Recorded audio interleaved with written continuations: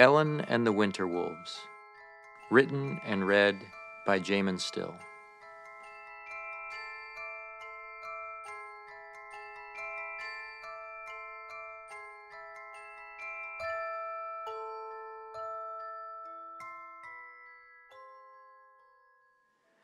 Once upon a time in a far-off land, there was a little girl named Ellen. She lived with her parents in a small town by the sea. Every spring, Ellen would eagerly watch for her father's ship. He was a trader who often spent the winter far to the south, and he would return with the warming weather. But one spring his ship did not come. Neither did any others. It was mid-May, and the harbor was still thick with ice, and winter storms raged up and down the coast.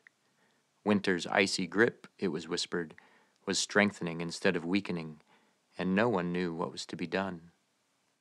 Ellen's mother was worried. She didn't say it outright, but Ellen knew. She could see it in how her mother looked out the window at the empty bay, or how she sighed when she put more wood on the fire. Her worry was as plain to Ellen as the moon in the sky. Ellen was worried too. What troubled her most was what she heard on the keening wind. She could hear the howls of wolves, and they made her shiver more than the cold ever could. When she asked her mother about it, she replied, There, dear, you're only imagining things." But Ellen felt sure she wasn't imagining things. Something frightening was at work, and it was prolonging the winter and keeping her father from coming home. One night, as Ellen slept, she dreamt, and in her dream a green and golden voice like birdsong spoke to her and said, "It seems that you can hear the winter wolves, dear girl." "I can," said the dreaming Ellen. "They have imprisoned me, and that is why the ice and snow remain," said the voice. "But you can help. Go to my garden. One of my creatures is there, a peacock.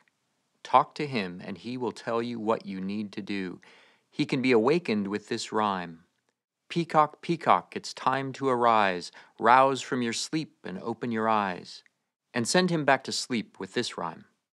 Peacock, peacock, it's time to sleep. Close your eyes now and rest deep. But you must make haste." Ellen awoke with a start. "What a strange dream," she said with a yawn.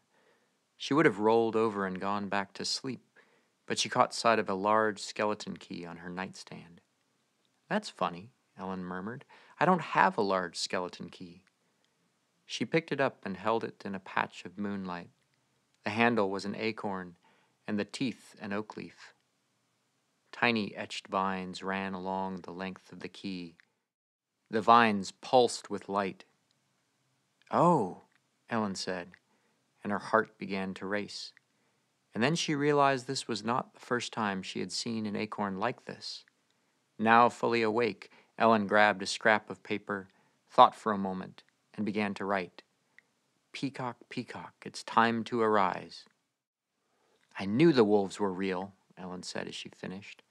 She quickly changed out of her pajamas, grabbed the piece of paper and the key, and tiptoed to the front door, careful not to wake her mother. Ellen pulled on her coat and mittens and hat, slipped into her boots, and quietly stepped out into the night. She shivered in the muffled silence. The wind had died down, and all was still as she carefully unhooked the lantern from where it hung on its post beside the door. Ellen's boots crunched in the snow as she made her way down the street, walking in an island of warm yellow light, past houses and shops shut tight against the cold and darkness. In the distance, the clock tower struck one. Ellen came to a wall. The wall surrounded a park, though Ellen had never been inside. The wall was too tall to climb, but she could see trees beyond it, their leaves silver in the moonlight. "Leaves," Ellen thought. "There are leaves, even though it's still winter." She quickened her pace and followed the wall until she came to the gate. It was a towering double door made of wood and banded iron, and in the middle of the gate was an enormous cast-iron acorn, the same as the acorn on the key. Ellen walked up to the doors. The key in her hand was heavy, almost as heavy as a hammer. She eyed the keyhole. Slipping the key in, Ellen twisted it. With a chunk and a click, it turned. She grasped one of the handles and pulled. With a groan, it opened, carving a smooth arc through the snow. Ellen stepped inside. The light of her lantern fell on green shrubs and trees, and she could see that most of them had been trimmed and pruned into various shapes, many of them animals. They stood or crouched, all of them wearing caps and mantles of snow. Ellen slowly walked forward, looking this way and that, and then stopped abruptly. Holding her lantern high, the flickering yellow light revealed a towering peacock, its leafy back and head covered in sparkling snow. "This must be it," Ellen said. She pulled off a mitten and fumbled in her pocket for the paper. She cleared her throat and then read aloud, "Peacock, peacock, it's time to arise. Wake from your sleep and open your eyes." Her voice only shook a little as she said the words, and when she had finished, Ellen looked up at the peacock. After a moment, almost imperceptibly, the leaves began to tremble. Then the front of the bush turned from green to blue. Holding the lantern higher still, Ellen's breath froze. A bright liquid eye stared down at her from among the leaves. "Hello, small one," said the peacock. Its voice was like leaves rustling in a breeze. "Why have you awakened me? I was sleeping quite soundly, you know." "I had a dream," said Ellen. "A woman spoke to me and told me winter wolves had imprisoned her, and that's why it's still winter. She said to come here and wake you up so that you could tell me what to do. Please, my father can't come home until spring comes. Can you help me?" "Indeed, spring should be here," said the peacock, "though it doesn't appear that she is. I wonder if winter has really done such a thing." "I don't understand," said Ellen, looking around. "I thought we were talking about spring. Who's she?" "Spring, of course." The peacock peered down at her with a keen eye. "You come here telling me spring has been imprisoned, and then a moment later you ask me who we're talking about. You're a bit slow, aren't you? Poor girl." "No, I'm not," said Ellen indignantly. But then she added, "Spring is a person? And winter too?"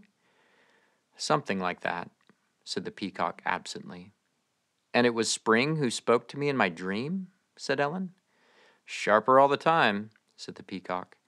"Now if only we knew where spring was being held. She said the winter wolves had her. Where are they?" "Where are they? You really are a bit slow. No one knows where the winter wolves are. I don't know anyone who's even seen one." The peacock yawned and blinked its eyes several times. "Why don't you just follow the sound of their howls?" asked Ellen. "If one could hear them, that might be possible, but—" "I can hear them," said Ellen. "Please, will you help me find them?" The peacock looked sleepily doubtful and answered, "I cannot, I'm afraid. I must remain in the garden. Under a curse, you know, cursed to answer questions and be helpful. Owl, however—" It yawned again, its eyelids closed, and the peacock began to snore. "Oh dear," said Ellen. She read the waking poem a second time, but the peacock only continued to snore. Why give me a poem to put him to sleep if he's just going to fall asleep on his own? "You won't wake him," said a voice above her. "You've positively worn him out, Ellen looked up and saw an enormous barn owl perched on the branch of a nearby tree. "You're the biggest owl I've ever seen," said Ellen. "Are you the owl the peacock was talking about?" "None other, It blinked its large eyes and cocked its head to one side. "We work together quite often, you know. Ever since the curse, he's not been able to go anywhere. And he is a distant cousin, twice removed. I try to be helpful. Birds of a feather, you know. Well now, are you ready to go, The owl hopped down and landed on the ground beside her with a thud that rattled her teeth. "I can get you there, but you will have to guide us." "Why do you keep saying, I thought owls said who," said Ellen. She bent down and placed her lantern on the ground. "How many owls have you met? Hop up now." "None," said Ellen as she clambered on to the owl's back and settled in behind its wings. "But everybody knows that owls say who." It seems that everybody is wrong, The owl spread its wings and leapt into the air. Hold on tight! The walled park and the town quickly sank beneath them in a rush of cold air. Ellen thought she could pick out her house far below, pale and gray in the darkness, but soon it was too small to distinguish from the rest. The owl called over its shoulder, "Which way?" The biting wind whipped at her hair and made her eyes water. Ellen turned her head and listened. Once again she heard the howls of the winter wolves adrift on the air, carried by the swirling wind. She held tighter to the owl and shouted, "Toward that river!" The owl wheeled around and its wings settled into a steady rhythm. It was too loud to talk, though Ellen had many questions she would like to have asked. What were the winter wolves, and how was she to get past them to free spring? "We must be very close now, called the owl over its shoulder. Ellen leaned down and shouted into what she imagined to be the owl's ear. "Why do you say that? We only just left." "I think you will find that we have gone farther than you could possibly imagine." "I doubt it. I have a very active imagination," shouted Ellen. "Tell me," said the owl, "do you recognize these stars, She didn't, Ellen realized. Looking up, she saw that none of the familiar constellations were there. She shivered, and it had nothing to do with the cold.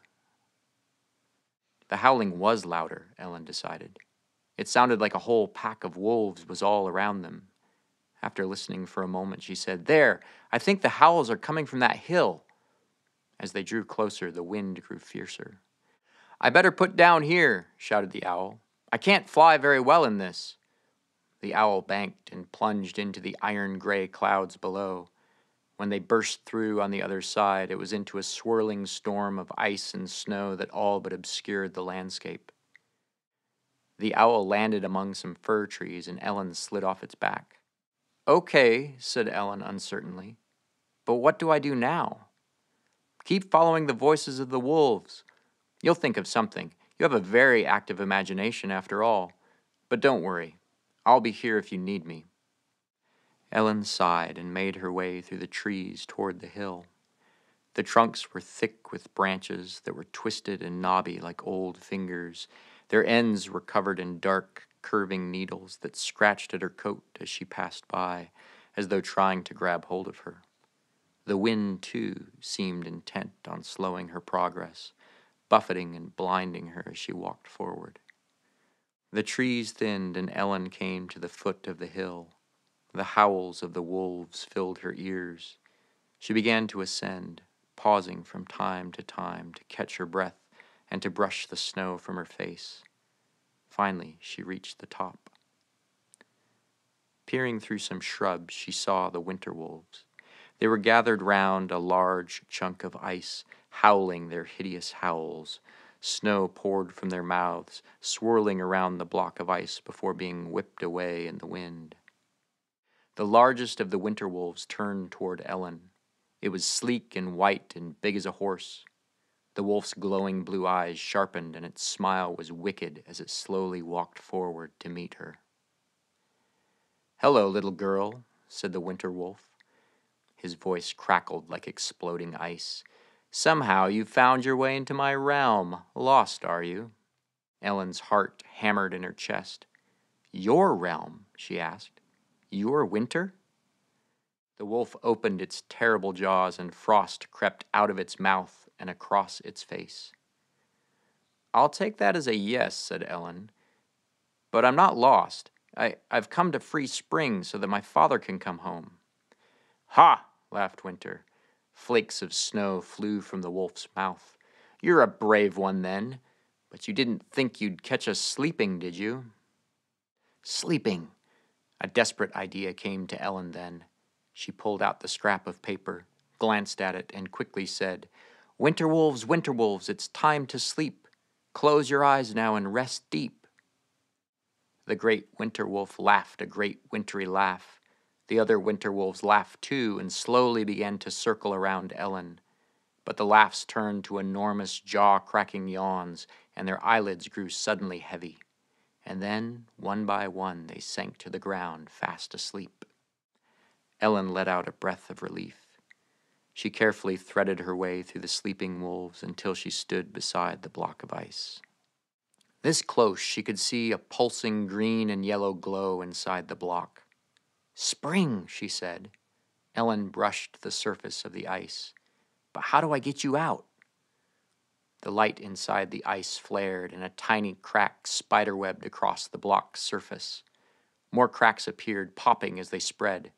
Of course, with the winter wolves asleep, Spring could thaw the ice herself. With a final burst of light, the ice shattered and fell to the ground.